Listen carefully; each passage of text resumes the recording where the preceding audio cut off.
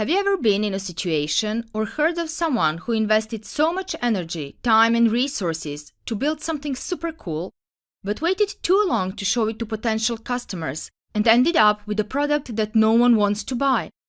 Minimal viable product (MVP) is used to avoid the cost and risk associated with developing the wrong product by testing a hypothesis, reducing waste, or increasing speed to customers for feedback and adoption. The target audience of MVPs are early adopters.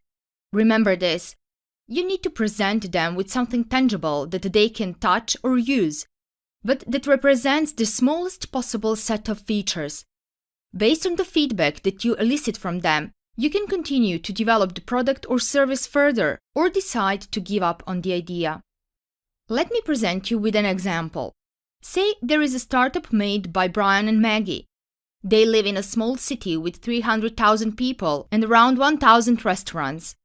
The problem Brian and Maggie would like to solve is that when they want to order lunch to eat either at their homes or work, some of the restaurants do not offer delivery service at all, while in other cases, the delivery prices vary. Maggie and Brian got an idea to build a website and mobile apps that would allow citizens to select restaurants and food, order it online, and get it delivered for a fixed delivery price. Before they get lost in optimizing the search engine, implementing advanced filtering, offering loyalty programs, sophisticated notification, and other must-have features, they decided to challenge their idea first. So what Brian and Maggie did is they created an essential website with 2 pages only plus cart functionality. The first page lists the restaurants, while the second one contains some offerings for today once a restaurant is selected. There is an option to add orders to cart and pay only in cash when you get your food delivered. For a start, Maggie skims through several restaurants a day and manually enters their latest offers. At the same time, Brian, upon an order request, calls the restaurant, orders the food, and delivers it personally. At the first agreed milestone, the two of them analyzed the data collected. They decided to track the approximate number of orders per day, the number of unique subscribers, the number of those who had more than 3 requests, and the number of those who placed an order each day in the last 5 days. What is it exactly that Maggie and Brian wanted to accomplish? They needed to prove if other people in the city share their pain and are willing to pay for a unified food delivery service.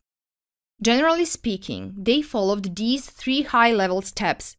First, they determined the problem to be solved. Next, Brian and Maggie identified a minimum set of features to present to the test market. And in the end, they elicited and analyzed feedback from customers to determine the next step. Now that we know what to use this approach for, let's take some time to learn how to apply it. As you already see, one of the essential ingredients for building a successful minimal viable product is the audience. It's the responsibility of a product analyst to identify the target market. A general recommendation is to target early adopters. The next element is to identify a problem to focus on and a hypothesis to solve it. Once you collect feedback, you'll need to interpret it. So the best way to achieve this is to define objective measurements. Based on the analysis and the results, further decisions should be made. The last element is defined requirements, meaning one more responsibility of a business analyst is to select a minimal set of requirements based on the previous 3 components, that is, target audience, a goal to be achieved, and the mechanism to measure learnings. A notable challenge here is to find the right scope, as you need to develop enough features to validate a hypothesis, but still be careful not to produce too much. The most significant benefit of building an MVP is that it can save your money. It is much less expensive than building a complete product that potentially no one wants. By soliciting feedback from early customers, costs and risks are significantly reduced. As the biggest challenge of this approach, I would highlight that it's not always that easy to select only a subset of the features to go with. On the contrary, that must be the hardest part when defining an MVP. When you want to build something that you sincerely believe in, all the features that you imagined usually look like a must-have. and it's tough to make a decision which ones to eliminate from your first appearance in front of the customers. When we speak about MVP, it is inevitable to mention Eric Ries. If you want to dive deeper into this topic, I warmly suggest following Eric's work, starting from reading The Lean Startup.